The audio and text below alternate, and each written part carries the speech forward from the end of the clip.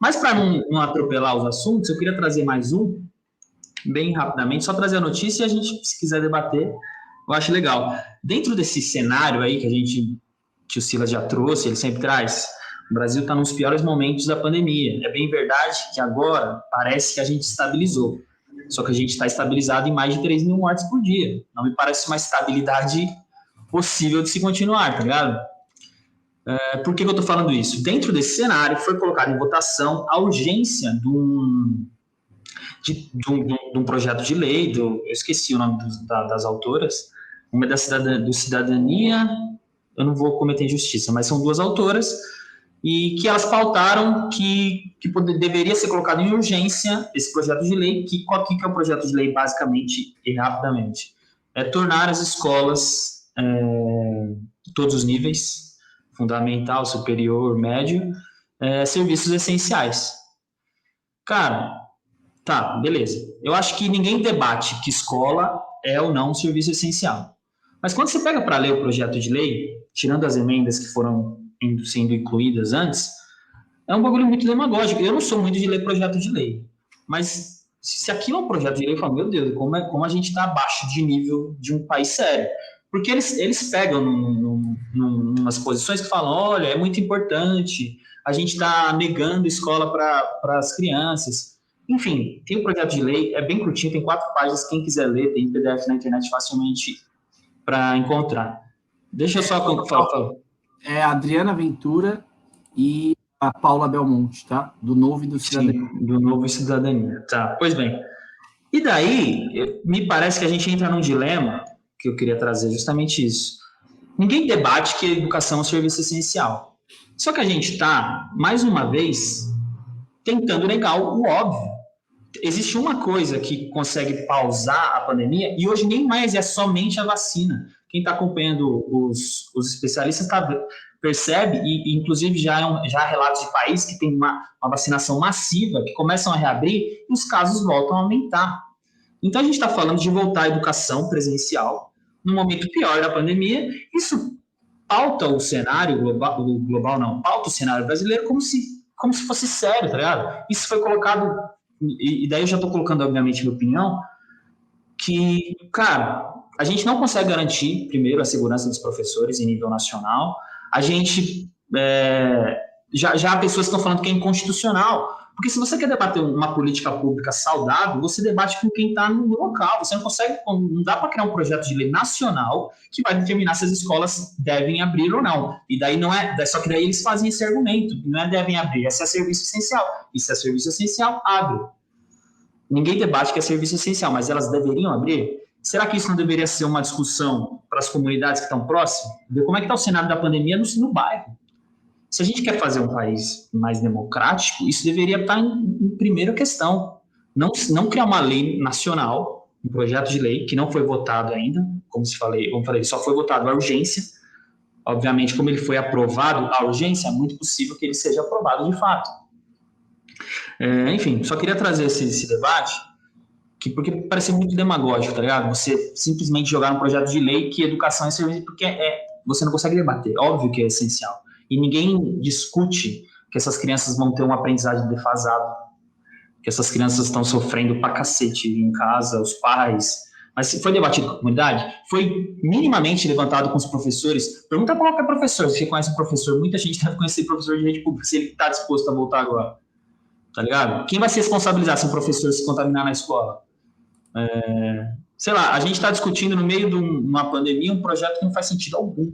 Isso está tomando um tempo absurdo. Não só isso, mas outras pautas no Congresso Nacional, no STF, coisas que, sei lá, me parecem tão secundárias nesse momento, que a gente precisa de isolamento e vacina, tá ligado? Não tem papo, me parece. Bruno, eu sei que é um tema que lhe apetece, você já até trouxe para o Piloto Central em outras vezes. O que você acha? Devemos voltar para a escola? O que você acha disso? Eu acho que deve voltar, sim, para a escola, porque a educação ela é um elemento que ela é muito paralela, ela corre muito paralela à economia. Desculpa, economia não, à saúde. Porque existe um elemento na educação que é o elemento psicológico e biológico das crianças e adolescentes. Como que funciona esse elemento? Há certas faixas etárias de idade que, se você não aproveita aquele pedaço, aquele espaço de desenvolvimento, sei lá, entre os 9 e os 12 anos, você perde uma etapa importante do desenvolvimento psicológico daquela criança, e essa etapa não volta mais. Então, você pode criar déficit de aprendizagem e até, dependendo da idade, de sei lá, cognição, sabe? E, enfim, você pode criar sérios déficits em uma geração, e esses déficits ainda eles ficam favorecidos se a gente pensar na população carente que não tem acesso à internet, tem acesso difícil à internet, enfim. E se você perde essa época, você perdeu, já era, não tem como voltar. Não é igual a economia, que caiu aqui a economia do país, né? Você teve um decréscimo na economia, mas você pode fazer ela crescer depois e, bom, bola para frente. Na educação, não. Por isso que eu costumo ver os professores como se fossem os enfermeiros, os guerreiros numa guerra, sabe? Tem muitos professores, e eu conheço porque eu sou formado em licenciatura, então eu tenho muitos colegas, eu sou professor e tenho muitos colegas, professores da rede pública, e eles pensam assim, eu preciso ir porque, assim, as aulas já voltaram, né? Então tem criança já na escola. Hoje teve criança na escola. Eu sei disso porque meus colegas, eu converso com eles sobre isso. Então, quarta-feira, na verdade, voltaram as aulas na rede estadual de São Paulo, e já teve crianças lá, e tinha que ter professores. Essas crianças estavam lá porque elas não tinham onde, assim, não tinham o que fazer, não tinham onde elas estar para aprender, não tinha computador, não tinha internet, não tinha nada disso. O que você pensa de uma criança que estagnou na sua educação? Ela não tem internet, não tem computador, ela vai fazer o quê? Sabe? Eu acho que isso é importante ser pensado, e é por isso que a gente precisa de professores guerreiros que estejam na linha de frente. A gente precisa apoiar, a sociedade civil precisa apoiar essa classe para que não tenha um déficit grande no futuro de uma geração, e principalmente pensando nas comunidades mais carentes. A Unicef, ela estimou, eu não lembro qual era exatamente a estimativa, mas um ano sem educação era igual a, sei lá, quantas décadas de prejuízo, porque você acaba afetando uma geração, né? Enfim, é assim que eu penso. Ih, bom climão, hein? Ô, Bruno, mas beleza, você está falando, beleza, guerreiros, professores guerreiros, heróis brasileiros, mas eles nem sequer foram vacinados.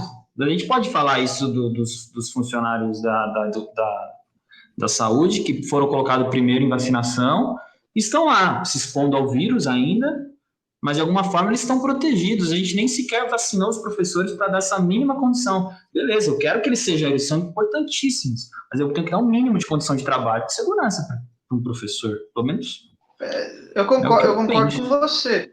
Concordo com você. A vacinação dos professores, ela já começou, mas para uma faixa etária de 41 para cima, 41 anos de idade para cima. No começo da pandemia, a gente também, os profissionais da saúde, não tinham nem perspectiva de vacina. Depois, uma parcela deles começaram a ser testados, mas não todos. Então, eu sei que é precária a situação, mas, infelizmente, a gente não pode parar, sabe? Infelizmente, é a situação que a gente está. No quesito educacional, você está falando. No quesito educacional. Eu estou tentando fazer o que eu posso, sabe, como professor, e mesmo assim eu sinto que eu estou em déficit, sabe, do tanto que eu me esforço. Cara, é uma discussão difícil, porque eu entendo o lado do Vitor, no sentido de que, assim, antes de discutir se as escolas tinham que votar, se a educação é tão importante assim, ela tinha que ser priorizada lá no início, pondo os professores também como ser os primeiros a serem vacinados, uma estrutura para que as escolas voltassem o mais rápido possível. É por isso que o Vitor até usou um termo antes de começar o programa, que era demagogia. É demagogo, porque lá no início ninguém falava disso. Agora que tá... Mas, de fato, eu lembro que o Bruno falou disso há muito tempo atrás, que esse déficit de tempo das crianças reclusas sem ter acesso, ele é catastrófico, pensando em gerações, assim, ele é catastrófico. Mas, cara, é um dilemão, porque como você põe as crianças sem estrutura nenhuma para pôr o professor ainda para correr o risco de vida? Protocolo é maluco, é muito difícil. Como você faz isso, entendeu? A Luana... assim, eu acho que... Bruno, só para complementar o comentário da Luana, e você entra. Vacinar não somente os professores, mas quem mora com eles. O vacinado pode transmitir o vírus. Que é a grande questão, né? Foi o que o Vitor falou. É muito difícil mesmo, cara. O melhor caminho para mim é que a gente desse condições para toda criança poder estudar de casa. Mas o Brasil, a gente não consegue isso. Tá vendo como esse anterior? E esse déficit, ele, ainda que tivesse todas as condições, a gente não tem as condições para todo mundo fazer de casa, a gente não tem acesso a banda larga para todo mundo, banda larga rápida, mas ainda assim haveria o déficit. O Bruno poderia contra-argumentar que as crianças precisam de socializar entre elas e tal, existe esse lado também. Mas, cara, daí a gente tá falando de uma discussão que me parece anterior, que é uma relação da vida. É óbvio que existe esse déficit, tá ligado? É óbvio, é claro, e, tipo, todos os especialistas estão dizendo isso. Agora, a gente consegue garantir segurança? Me parece que não. A gente está fazendo um debate nacional e totalmente, me parece, antidemocrático. A gente não está consultando a comunidade escolar, tá ligado? A gente não falou com o professor, a gente não falou. Como é que a gente vai ingerir sobre uma prefeitura que sabe como é que está a real? Às vezes a pandemia ela tá linda e ele pode voltar perfeitamente, da hora, que ótimo. Às vezes está um caos. Como é que a gente vai colocar isso a nível federal? No Congresso Nacional votar que é essencial e daí, sendo essencial, vai abrir. Independente da posição da pandemia, ninguém está falando que não tem que voltar. Para mim, alguns locais já podem voltar. Eu compreendo o que o Bruno está falando. Araraquara e Serrana, por exemplo, poderiam voltar. Hoje, no caso. Araraquara sem mortes, totalmente vacinada.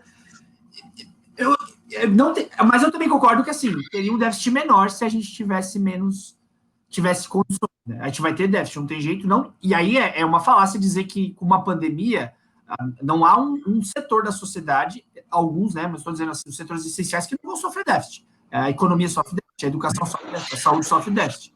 Mas eu concordo. Bruno, acho que o Jefferson faz aqui uma pergunta, né? Não entendi o critério, só a educação não pode parar? Não é só a educação, é arte.